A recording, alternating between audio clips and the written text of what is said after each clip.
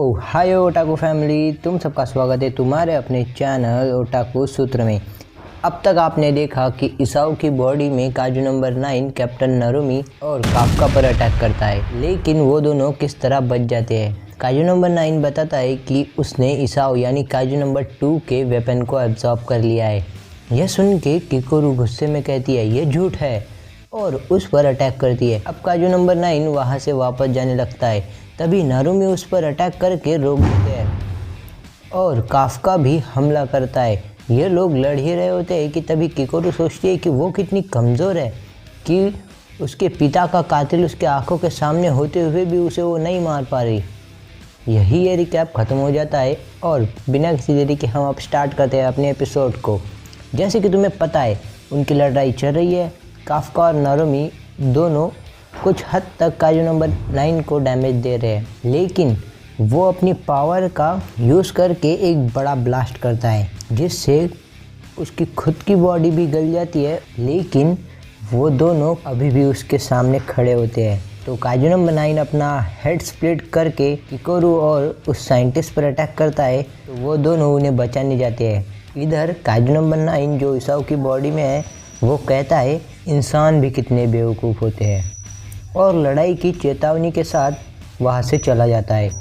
इधर पूरे जापान में इसाओ की मौत की खबर फैल जाती है और सभी ऑफिसर उन्हें सलामी देते हैं। नारुमी उस वक्त को याद करता है जब उन्होंने उसे कैप्टन बनाया था और वो नारुमी के लिए एक आइडियल है, लेकिन किकोरू इसाओ के आखिरी सलामी में नहीं आती और जब कैप्टन नारुमी वहाँ पहुँचते हैं तब किकोरू कहती है कि वो कितनी कमज़ोर है कि वो अपने पिता को भी नहीं बचा सकी।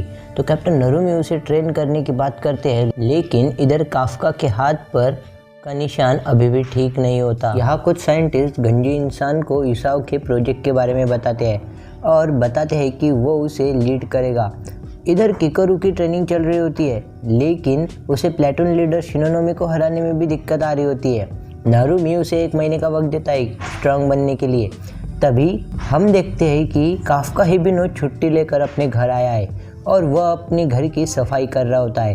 तभी हमें पता चलता है कि उसके शरीर पर एक बड़ा जख्म है जो अभी तक ठीक नहीं हुआ और ऐसे ही चलता रहा तो वो एक दिन पूरा काइजू बन जाएगा। काफका अपने कुछ पुराने दोस्तों को मिलने जाता है। वो उसे कहते हैं कैसा चल रहा है काफका डिफेंस फोर्स में, अगर वहाँ कुछ उखाड़ा नहीं है अभी तक तो यहाँ पे वापस आ जाओ यार, तुम तो यहाँ के हीरो हो। लेकिन थोड़ी देर मस्ती करने के बाद काफका वापस अपने फोर्स में चला जाता है। टेबल पर बैठा होता है और अपने घाव को देखता है।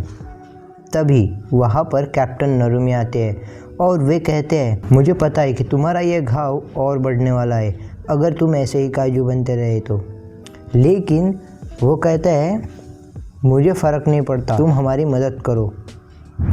अगर तुम पूरे काजू भी बन गए तो मैं तुम्हें ख़त्म कर दूंगा, लेकिन तब तक तुम्हें हमारी मदद करनी होगी। इधर वाइस कैप्टन होशिना काजू नंबर 10 के पास आते हैं और यहाँ पर हमारा एपिसोड ख़त्म हो जाता है। अगर तुम्हें एपिसोड अच्छा लगा हो तो वीडियो को लाइक करो, चैनल को सब्सक्राइब करो। मैं मिलूँगा तुमको अगले एपिसोड में, तब तक के लिए सायोनारा।